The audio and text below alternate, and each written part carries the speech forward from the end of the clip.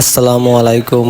আপনারা যারা আপনাদের বাসায় 3D ডিজাইন করতে চান তাদের জন্য এই ভিডিওটি দেখেন। আপনারা এখানে দুইটা রুমে 4টি ডিজাইন করা হয়েছে। পুরো ভিডিওটি দেখেন তাহলে বুঝতে পারবেন। এখানে দুইটা রুমে 4টি ডিজাইন করা হয়েছে।